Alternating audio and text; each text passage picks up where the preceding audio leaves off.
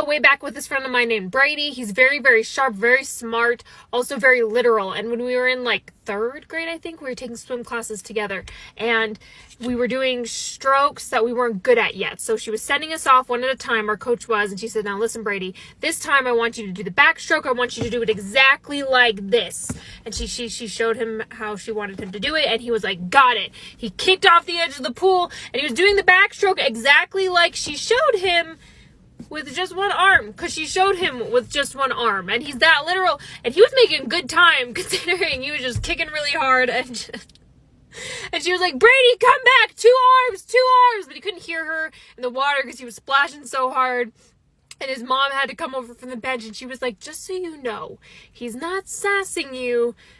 It's just the way he is. It's just how he learns. And he did. He made a really good time for a one-armed backstroke.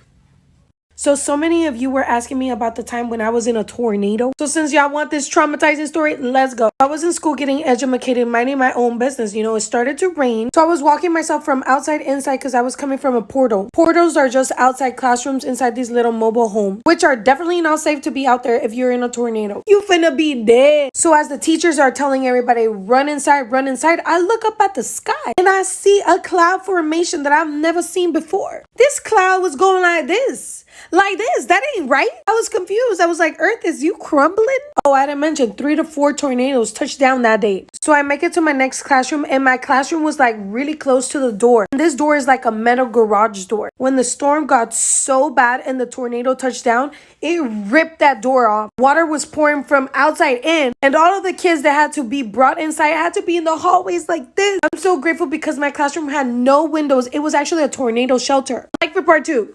Tornado Storytime Part 2. So our classroom had a room inside of a room that was technically a tornado shelter. So it had no windows. It was like completely brick. So the teacher put us all in that room. We're literally like right next to each other, like squished. No lights. All electricity went out. Literally, we had no signal. Teacher was like, text your family and friends right now, because once we go inside the shelter, you will not be able to message your family. So we're all here messaging our family like, I'm sorry if I've ever hurt you in my life. I'm sorry. Forgive me. I love you so much. If I die, remember me. I remember I texted my friend, I'll leave you my bills if I die. I messaged my man at the time. I sent him pictures. I sent him a message. I was like, I love you. He was so worried because I didn't respond till like 2 hours later. He didn't know if I was alive or dead or if I had survived or not. I feel bad for the kids that had to take shelter in the hallways. They got soaking wet and it was so scary. Cars in our parking lot got flipped on top of each other. The roofs from the portals got torn out. It was scary. Am I wrong for telling my dad that I don't want him walking my cousin down the aisle?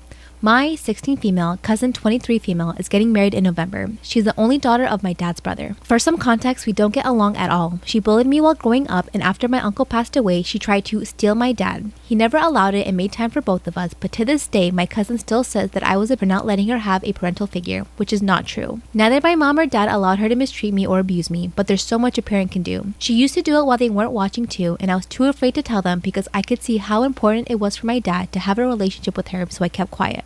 While the bullying decreased, it never went away. She still makes fun of me because I'm single, because I'm dumb, etc. When she got engaged, she excluded me from the bridal party, and it wouldn't matter if it wasn't for the fact that she included the rest of the family. My dad found this suspicious, and things got a lot worse with her funny comments that I'll probably attend alone and that she didn't think the bridesmaid dress would be flattering to me because of my size. She took my parents to dinner last week and asked my dad to walk her down the aisle, and I don't know what excuse he gave her, but after that, he came to my room and asked me if it would be okay for him to do this. I was honest. I said no. I told him that she made most of my life hell even before my uncle passed away, and since I was his only daughter, I thought it would be an experience between us that I knew she would ask, and I only wanted to make my feelings clear, but at the end of the day, the decision was his, and I'll accept whatever he decides because I know how important she is for him. He told me that he loved her as a daughter too, and that was it. Well, my dad told her no, and now my cousin is blaming me, telling everyone that I forced him, that I was a jealous little bee, and that if I don't fix it, then I wouldn't be welcome to her wedding. My mom and my aunt sided with her that it was a low blow from my part, and most of her family is saying that it wasn't fair. My mom called me yesterday and told me that I should have lied because this was an important moment for her. My brothers told her that if she didn't stop with the harassment, then they'll drop from the party too, and I can't help but think I caused this big mess.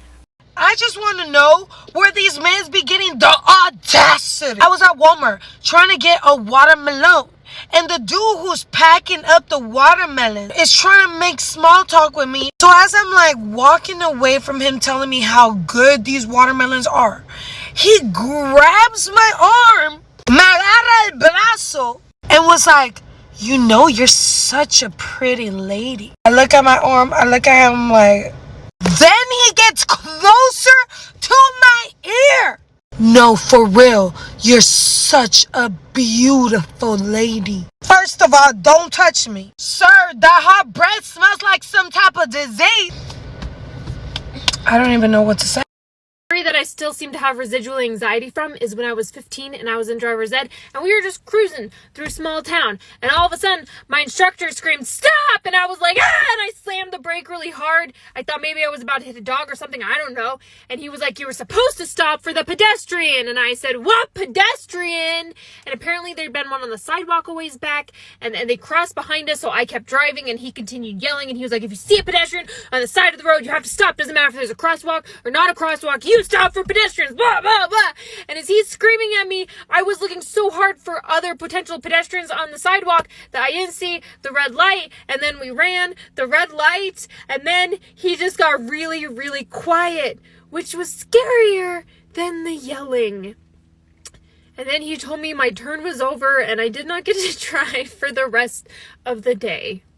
I don't know if I did this because I have a trauma of school pictures. Because when I tell you that my school pictures suck, it's embarrassing. So today was picture day for my daughter, and I woke up at 6 a.m. in the morning. I was like, I'm gonna do her hair. She's gonna look stunning. And I threw on her best uniform. But when we got to school, all of the kids were wearing dress-up clothes. And I was confused because I asked two teachers and they were like, no, she has to wear her uniform for picture day. I'm like, are they trying to sabotage my daughter's kindergarten pictures? So I literally drove back 30 minutes to the house to go get her a dress.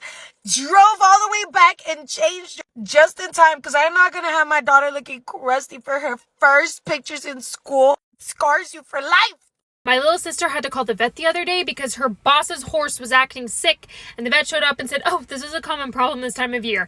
And then she just jammed her arm shoulder deep up the horse's butthole and pulled out poop because the horse was constipated, I guess. And I just would like to know, like, I don't know a lot about horse anatomy, but how does she know she's getting poop and not something important? Because everything's warm in there and everything's squishy in there. And the vet just was like, yeah, I've had to do 3 horses in the past 48 hours. That's her job. Just shoulder deep in horse.